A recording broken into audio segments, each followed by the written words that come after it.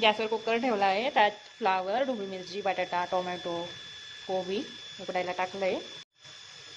कढई ठेवली आहे, त्याच्यात तेल टाकायचं. पहिलं तेल तेल टाकायचं. तेल टाकलंय.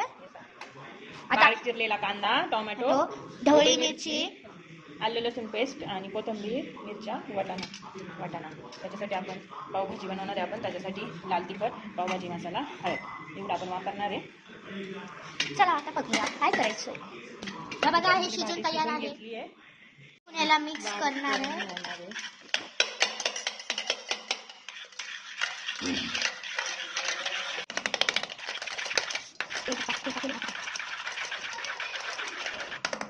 आपण बारीक करून घेतली ही साईडला ठेवूया.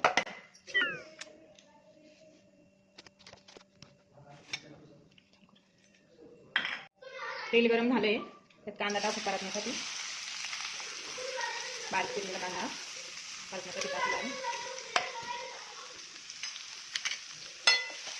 हा कांदा ब्राउनिश लाल होईपर्यंत परतून होत आहे.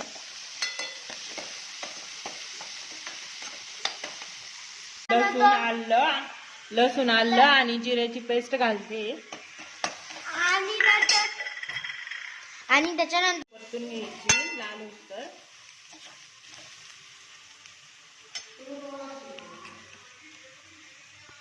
त्याच्यामध्ये आपण हिरवी मिरची घालूया उभी चिरलेली.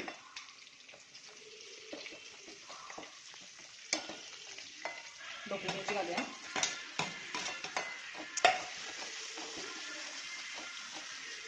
चांगली परतून घेऊ. त्यात टोमॅटो घालू.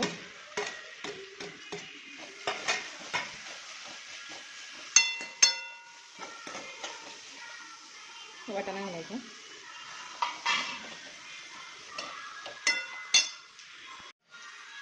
आणि ढोबळी मिरची, टोमॅटो, वाटाणा वाफ होण्यासाठी त्याच्यावर 5 मिनिटं झाकण ठेवूया. 5 मिनिटं झाले. आपण आता याच्यावर झाकण काढून बघूया शिजलं बोलगी चांगल्या प्रकारे शिजलं आहे. आपण याला असं पहिले बारीक करून घेऊ.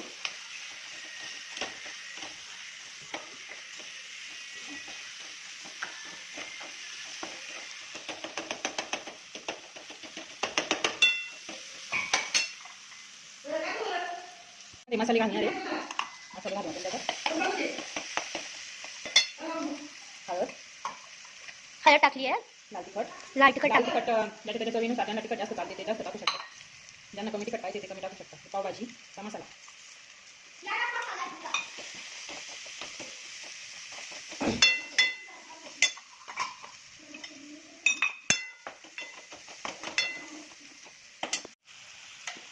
आपण त्याच्यात ते बारीक करून घेतलेले भाज्या ते घालूया.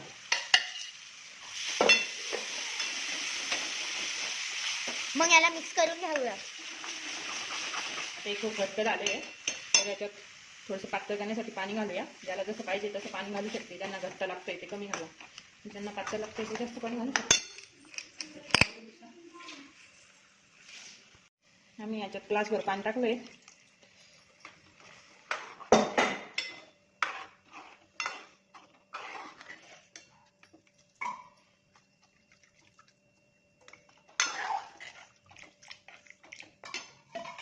चवीनुसार मीठ टाकू.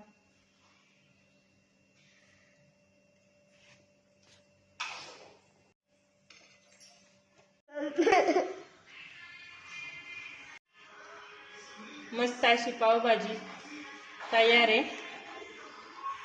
छान अशा पाव सोबत सर्व करूया. तुम्ही पण अशी पावभाजी ट्राय करून पहा. खूप छान लागते. मुलांना पण आवडते. Bye bye.